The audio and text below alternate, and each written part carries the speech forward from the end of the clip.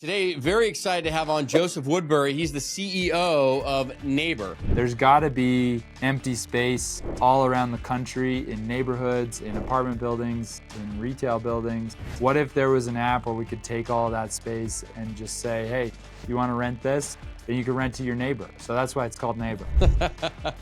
What a novel idea. It's amazing how hiding behind a screen on your phone or your laptop allows you to become much more robust in your language. But then, when you have to face that person face to face and you're like, oh, well, they're not so bad. I think people want to get to know others better, but the problem is there's no more public squares. This mission at Neighbor is so important, is we'll have individuals write us in and they'll say, I've lived next to this neighbor for 5 years and I've never really said more than hi to them.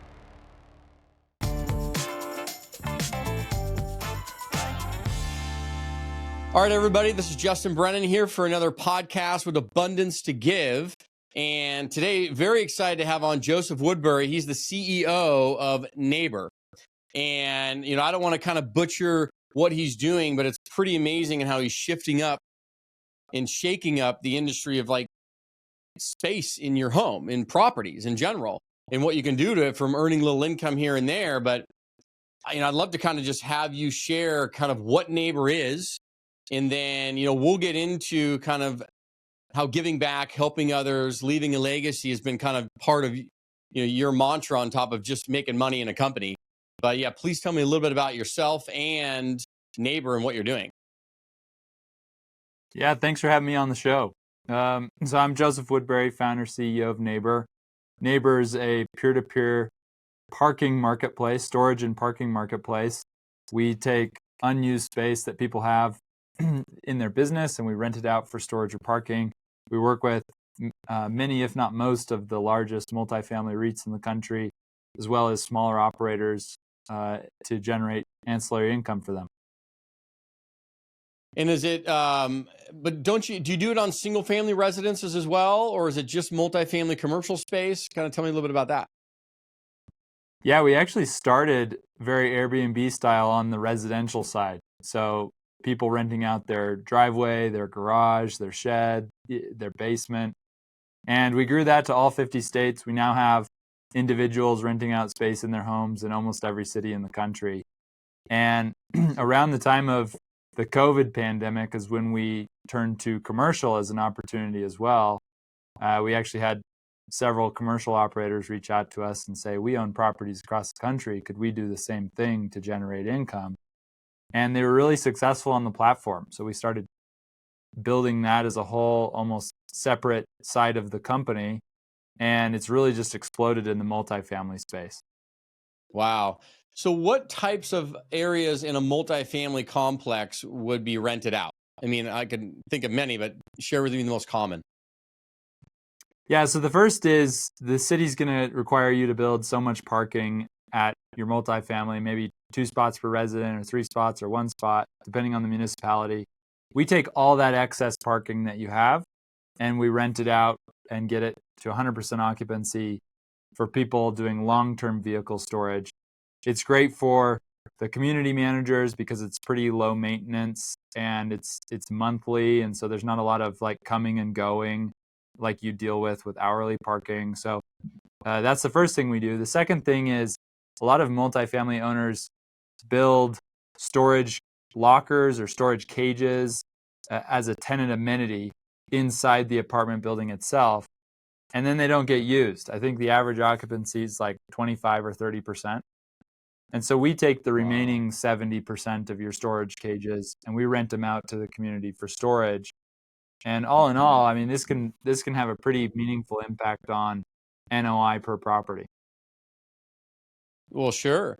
And is it mostly newer construction properties, I'm guessing, that this is happening on because of the storage and the parking ratios, which weren't as prevalent in the old days, but more so now?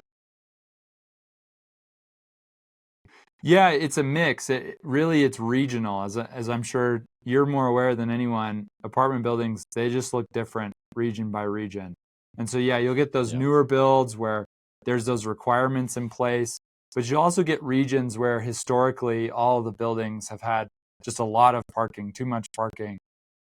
Vice versa, we have some apartment buildings where we talk to them and maybe they own 100 buildings across the country, and some of them have extra parking, and some of them have not enough parking, where there's 200 units in the building, and there's only 60 parking spaces. And so we'll actually sometimes partner those up, where you can go across the street and have your tenants become renters on our platform and rent at the apartment building next door. It makes you look good as an operator, like, okay, I finally have enough parking for my tenants, and it just distributes the assets a lot more efficiently. Yeah, that's very interesting. And this is app-based or web-based, or did you start with an app or the web? So it's both. Yeah, neighbor.com. You can go on there and view the website, neighbor.com/business if you want to sign up a multifamily portfolio. And then it's a mobile app as well, which is great for those property managers, community managers. They don't want to be having to manage this or do a bunch of work. So when someone moves in, you just get a little notification. You can go on the app and see where everyone's at your community. So it's all, we're a software company, so it's all tech-based. Yeah, that's wild. And so where did this take me back to the origination? What spawned the idea? And then how did you actually take it from vision to execution? Well, my co-founder is the one that came up with the idea, and he really just had this problem himself, which I think is where most good startup ideas come from. He needed a storage unit. He and his wife had just gotten married. They were traveling out of the country to work for a humanitarian org. And so they needed a place to put their items for 4 months. He couldn't find a storage facility with any vacancy. They were all super high priced. He was going to have to drive to the next town over. And so he called up some friends and said, hey, do you have space in your garage? He finally found a friend that did. He went and dropped his items off. Fast forward 4 months later, and he went to pick his items up, and he just thought, this was such a better experience.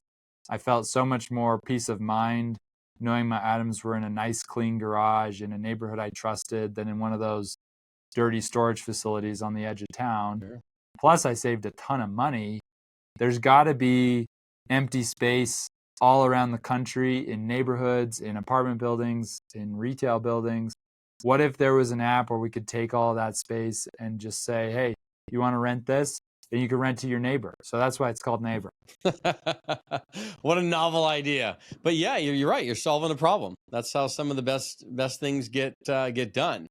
So that, and then your role in it, is it more of the tech mind? Is it the operations? Walk me through kind of your role in partnering with your partner.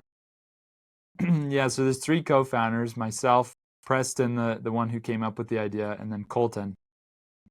So Preston, he's a strong marketing and product mind. So he initially led our marketing efforts. Today, he's our VP of product and design. And so, he was the one with the vision for the product, and he's still designing the product that we have today. I'm the CEO, so I do all the boring stuff, right? The legal, the finance, the HR. That's what I spend my day doing, raising money to grow the business, and that's my background. Worked for investment bank, private equity firm, and then ultimately Bain & Company, a consulting firm. So that's the world I come from. And then our third co-founder, Colton, he built our whole operations team, our whole customer support organizations, and as well as the SEO for the website. So we get millions of renters that come to our website every year that we don't even service. That's how much demand there is for us. Wow. For this. Like anyone that joins, we're able to fill them up pretty rapidly because, again, there's millions of people coming to our site every year that we can't even help. Wow. So what do we do about that, Joseph? That's crazy. So obviously you got over demand. Yeah. What does it, generally speaking, what would be, if I had a space in my garage that I wanted to designate that could be rented out? Walk me through that process of me signing up on the app saying, hey, I have this little 12 by 12 area. What things do I need to do to make my space available to the public? Yeah, so if you're a residential or kind of a single family home user, you're going to go through this listing creation flow. It's a questionnaire. We're going to ask you questions. It takes about 15 minutes. We'll ID verify you. So we'll make sure you as a host are a reputable individual, and then you'll publish it. It actually goes to a team internally. We manually review every single listing on our platform. Once they approve it, it'll be published live, and we'll start bringing you a renter. If you're an owner of multifamily, say you have 10 properties or 300 properties, we'll set you up with an account team. They'll go through each property with you. They'll give you revenue estimates. Say, we think you can earn this much of this property, this much of this property. We'll typically take, sometimes people want to push all their properties live with us, but we typically start with 20 or 30 of your properties, or in a smaller portfolio, maybe only 5 or 10. And we'll onboard those live. We'll train up your local property manager. And once you start earning revenue, then we'll expand to the whole portfolio. But is it a tech? Because it's a tech thing. If it's a small space in my garage, am I designating that out, like drawing the lines and stuff? I mean, is that kind of how it works on the app? You don't have to draw lines. Someone will rent out half their garage, and they take clear photos of the space. And someone comes and parks their vehicle or their boat or their RV on the side of their home. I rent out my RV pad at my house, and I've got a really nice camper trailer that someone is storing on the side of my home. I actually get asked all the time. They're like, "Oh, so you're really big into RVing, my neighbors?" And I'm like, "No, I'm not." that guy's storing in my space. I love it. So let's walk back to, and I don't know where we would start with this, but is it 10 years old, 12 years old as a young boy? What did you aspire for? I mean, did you have certain things you loved at that time that excited you?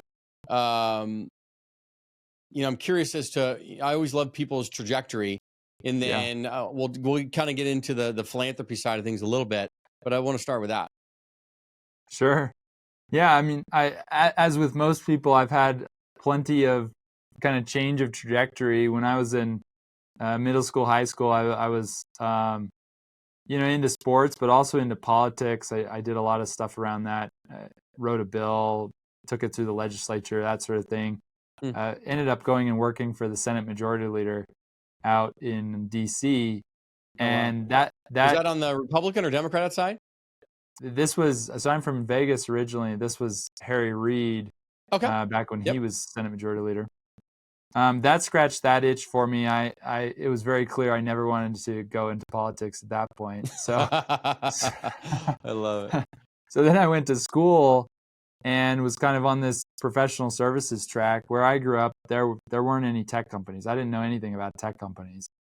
And so went into kind of finance, as I mentioned, investment banking, private equity, and then ultimately consulting.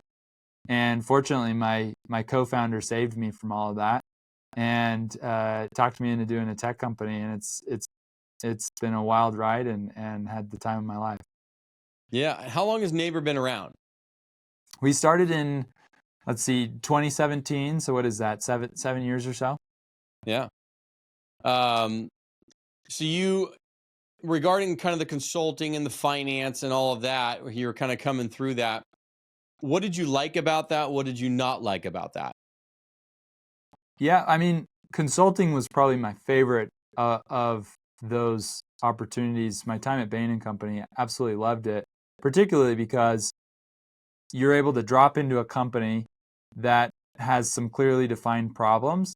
And as a total outsider and person that's new to the company, you're able to work with the board of directors and make really high-level strategic decisions. So that kind of ability to have a fast impact at a company, and then 8 months later, be able to do it again at another company, Gotcha. It's really meaningful. Yeah. Yeah, you probably get fulfilled by that, specifically if they actually take your recommendations, implement them, and do it well, and then you see the improvement at the company. You get fulfillment from that, I'm sure. Absolutely. Are there any instances where it didn't go well? Well, I mean, I'll talk about one project I worked on that was kind of fun, and oftentimes they're they're using you because they may not like the situation they're in. One of the companies that I worked for employed like 35,000 engineers globally, big $7 billion engineering firm. And they did a lot of hydrocarbons engineering, so offshore oil projects, refineries, that sort of thing. But oil had taken a turn. This was right when oil prices had dropped. And so oil producers stopped investing in engineering projects. So overnight, this massive company, the revenue just dries up. They brought us in. They said, one, we need $250 million just to survive. And so go find it for us somewhere in the company. In terms of like recurring revenue or just money? Just money. Okay. So a team, this was before my time, a team did that for them and was successful, found them the $250 million on their, checking drawers and stuff like that in their balance sheet, under the cushions. And so then they said, okay, now we want you to bring in another team to essentially say, how do we diversify ourselves out of this? What's our strategy for the next 5 years? Now that you've kind of saved us, we want you to tell us how to make this not happen in the future. And that's the team I was able to be a part of. Gotcha. Wow. I mean, that's high level stuff because you're dealing, like you said, $1 billion companies. Right. That's a different level. Curious, what do they pay a consulting firm like that to do that? It's gonna vary by client size and all of that. So this is all over the place, and the different firms, different charge. But some of the big consulting firms, a team can cost you $500,000 a month plus. Wow, per month? Yeah. So how long does it take you to get something done? So I mean, for example, you're finding $250 million. I'm guessing it's taking you a few months. Yeah, typical case is going to last somewhere between 4 to 8 months. Some can go longer if they decide to bring you on for additional projects. And then when you were raising money, was that prior to the consulting? You were raising money for what? So no, that's been here at Neighbor. We're a tech company, so obviously we bring in investors to fund the company so that we can grow across the country. Yep. To go this fast from a little tiny startup in Lehigh, Utah, to having these big $20 billion, $30 billion, $50 billion REITs as customers of ours and being in all 50 states, that takes capital. So we've raised from some great partners, a group like Andreessen Horowitz, Fifth Wall. Some of the top venture investors have invested a little over $75 million in a Neighbor to help spur that growth. I was reading about that. That's incredible. So, is the company is it out of profit yet? I know tech companies run differently, so it's tough to kind of ask that. But is it out of profit yet, or are you guys still in scale mode? Yeah. So as a private company, we obviously don't share financials, but I'll say we're doing well and absolutely scaling, right? Like, and especially commercial is, I say new. We've been doing it for 3 or 4 years now, so it's not that new, but it in a startup, that this is a big TAM, right? There are a lot of multifamily operators out there. There are a lot of office owners out there that we work with, a lot of hospitality owners. And so while we've gotten a lot of the big players in the space, big groups like Equity Residential that we work with, or UDR, some of the top players, there are thousands and thousands of smaller owners that may own 50 properties or 100 properties. Or properties. We're a perfect example, right? We're a smaller, I'd say still a boutique private real estate company. And, but yeah, you're making my wheel spin, right? Just chatting with you, because I'm sitting there going, okay.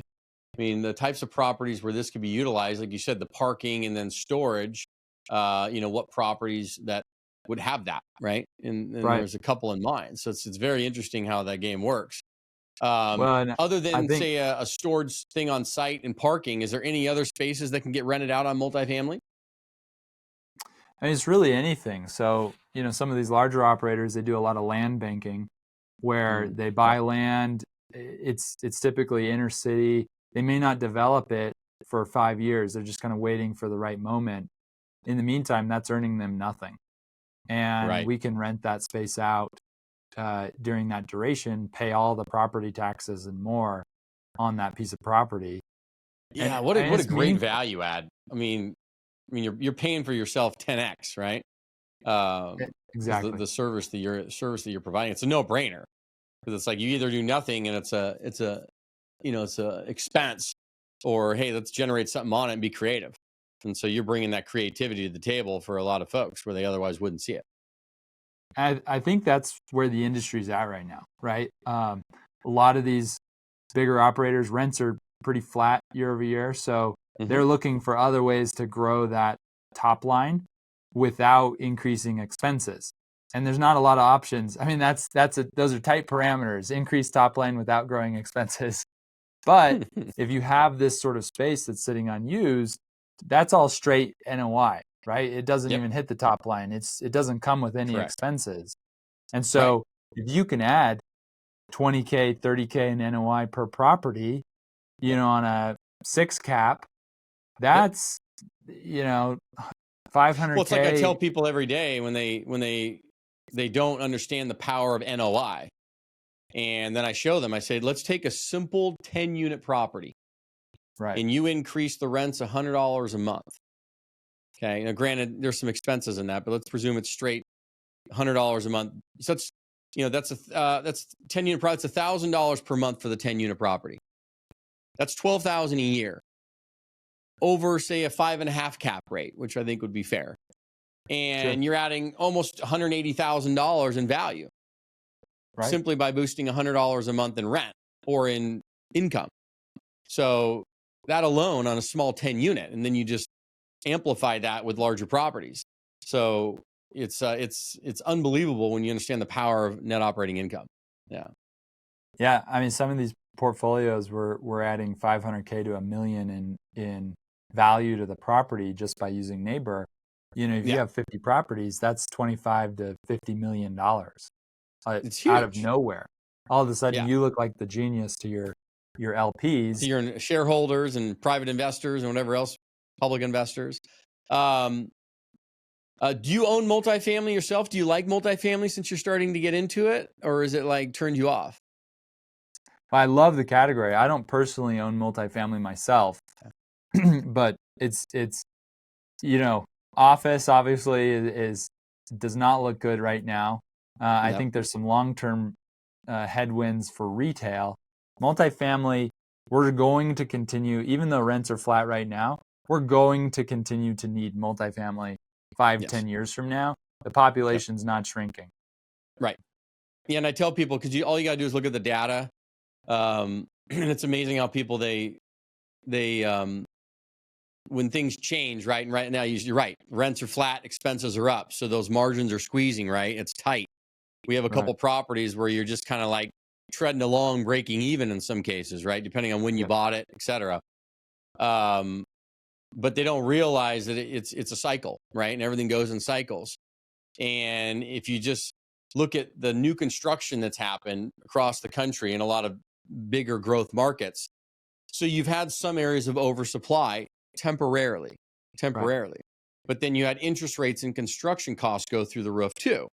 So then anything that's actually built or under construction now, like that's it.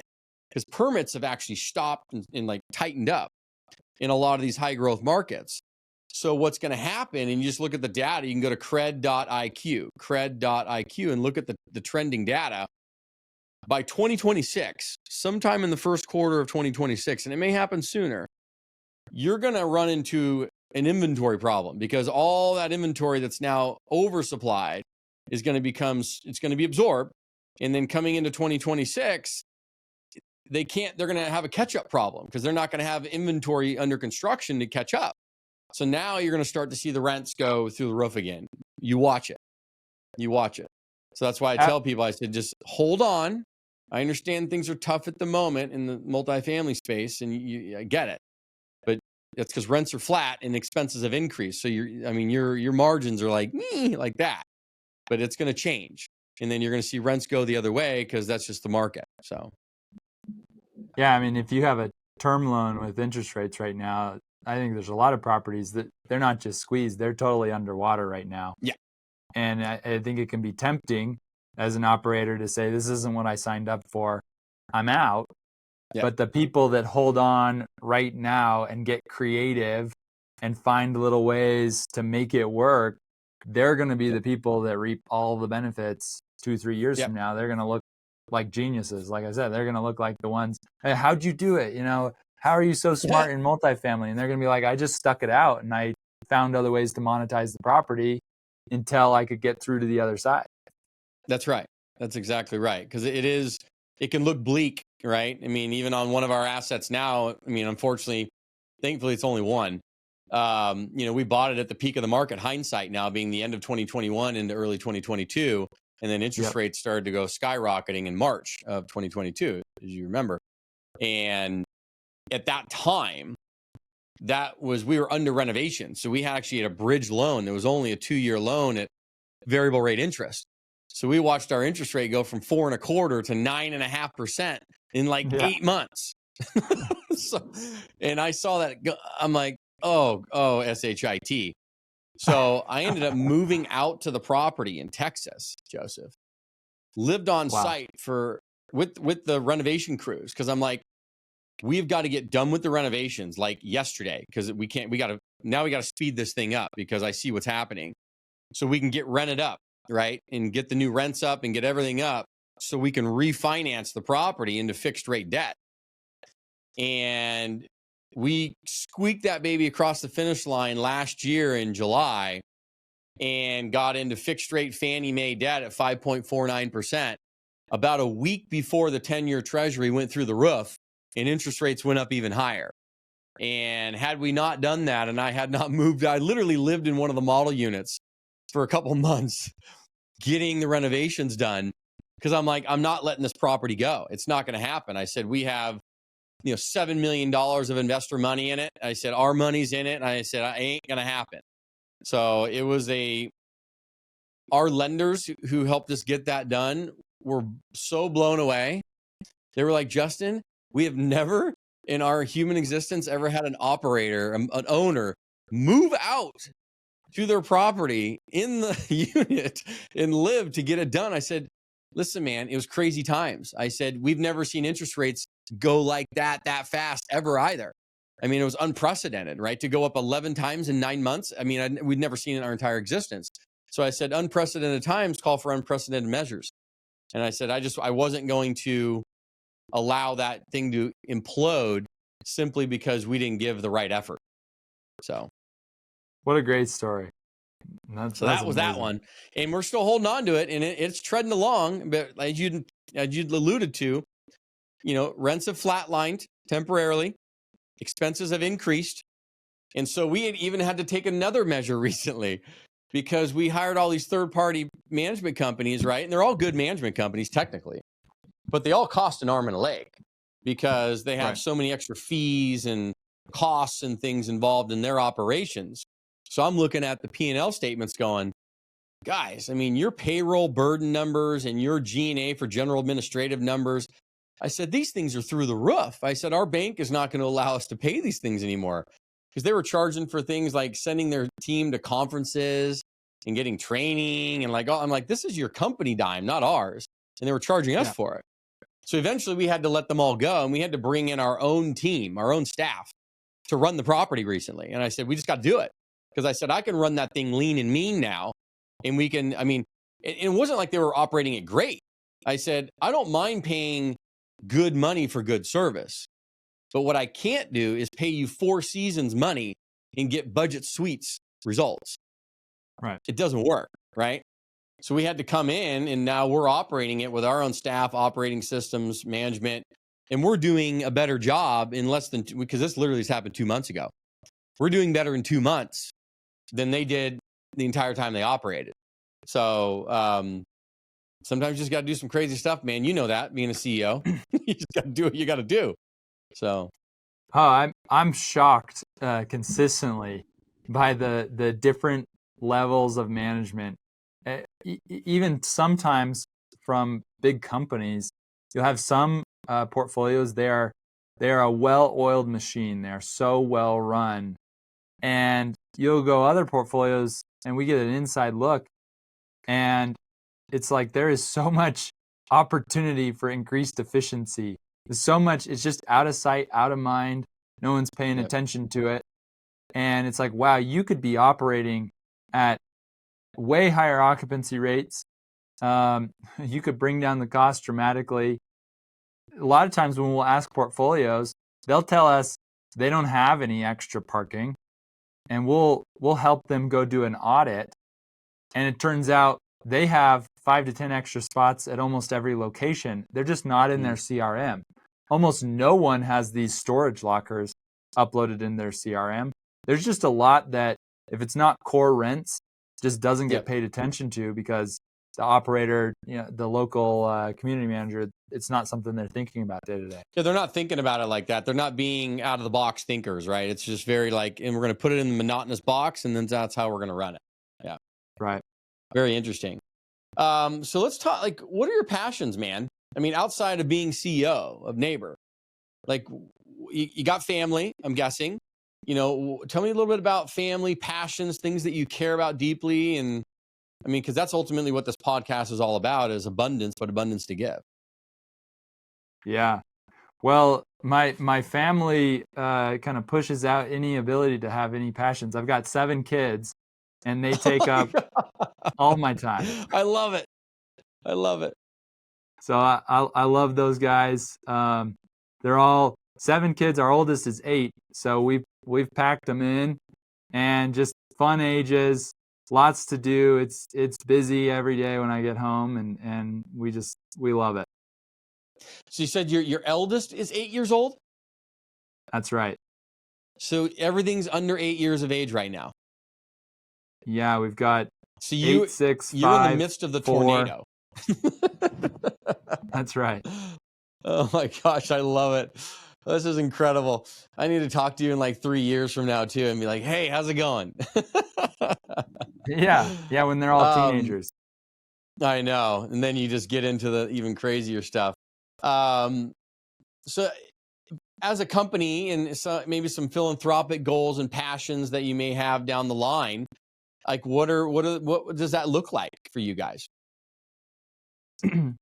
Well, I mentioned why we called the company Neighbor, and that was intentional for a lot of reasons. I've always been a big believer. Partly, I told you I had an interest in politics, and part of the reason I didn't really want to go any further there is because of how toxic it's gotten. Mm-hmm. And I think we could solve almost every problem in our society if we got to know our neighbors a little better. Yeah. It turns out it's really hard. Yeah, it turns out it's really hard to hate someone that you know. Yeah, online, social media, people will say all sorts of stuff about each other. But if you actually put them in a room together, they may still disagree, but they're probably not going to say the same things they do online. That's right. It's amazing how, hiding behind a screen on your phone or your laptop or even a television screen allows you to become much more robust, in your language. But then, when you have to face that person face to face, and you're like, oh, well, they're not so bad. And it's so interesting.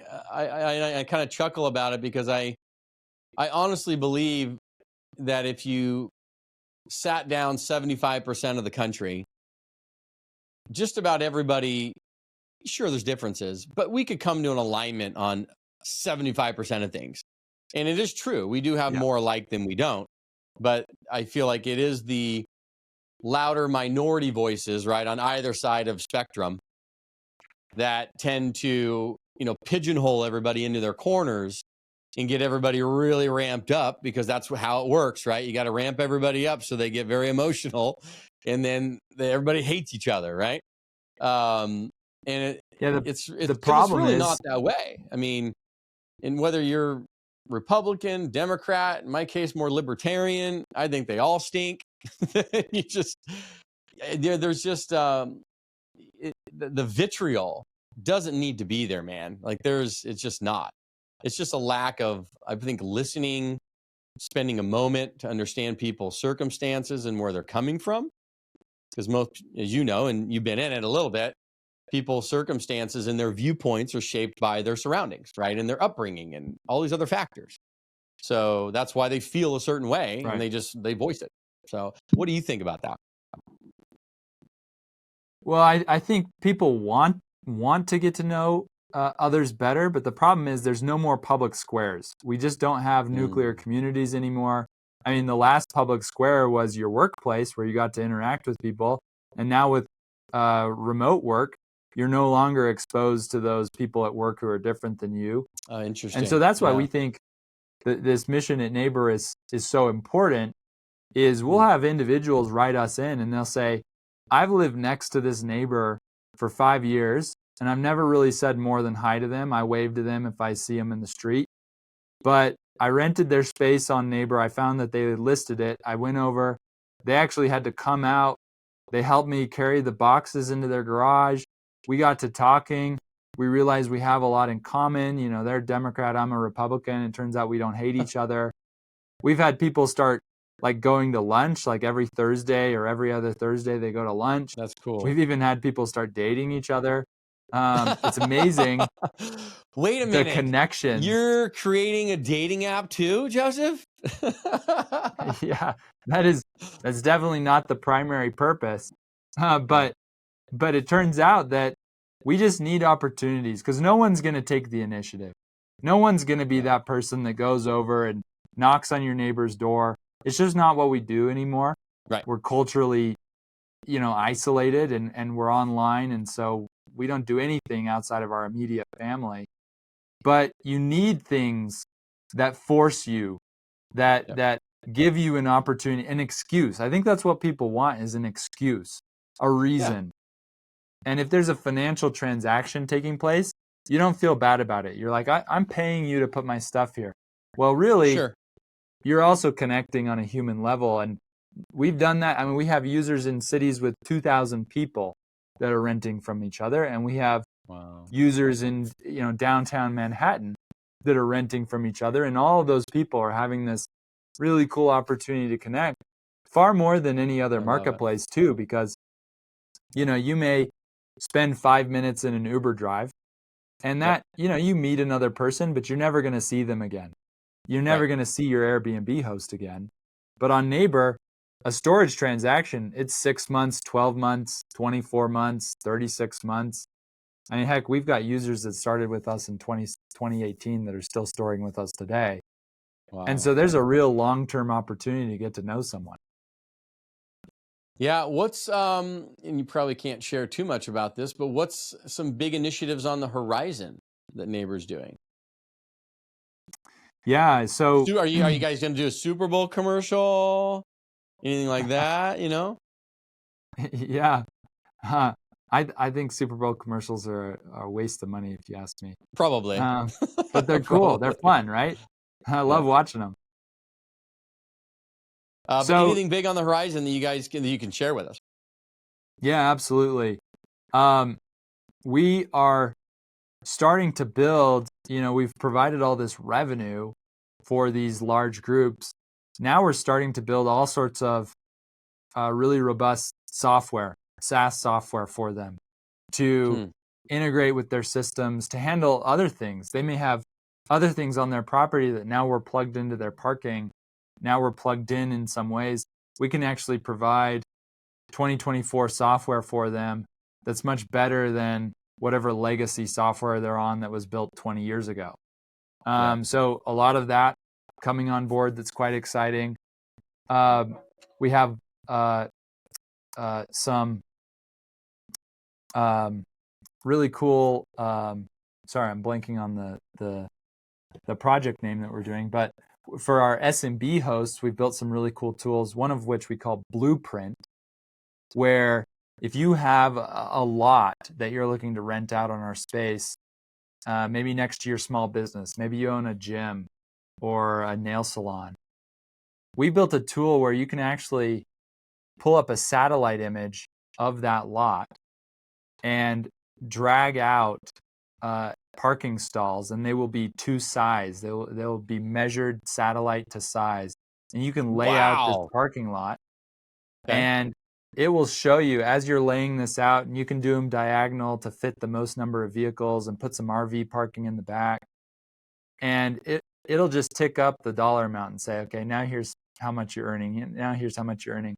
So there's some really cool tools that just allow people to lay out as they're thinking about an investment, and then press go, and all of a sudden we start filling it up. They're running a business. They didn't even have to think about starting a business. Yeah, that's wild. I mean, you're bringing in other revenue sources and helping people out. I mean, that's huge. And kind of finishing off on this, how has helping, I mean, I can see it right now. I think I know the answer to it, but how is helping others and giving back, leaving a legacy, help about, bring about abundance, both for the company, but also then maybe for you personally? Yeah, I mean, from the company side, it's so awesome to work for a company. A lot of companies, you bring in revenue, and all of that revenue goes to you. It's awesome working for a company where most of the money that people pay us doesn't go to us. It goes to someone else. Like we had a couple months ago, someone, they said, my wife and I, we wanted to send our daughter to preschool. And the preschool was going to be like $300 a month. And we just decided that wasn't in the budget. So we axed it. And then he said the next day I saw a Facebook ad for Neighbor. I signed up our garage. We're earning $300 a month renting out a space. Oh, wow. And that pays for her preschool. Wow. I mean, we had someone.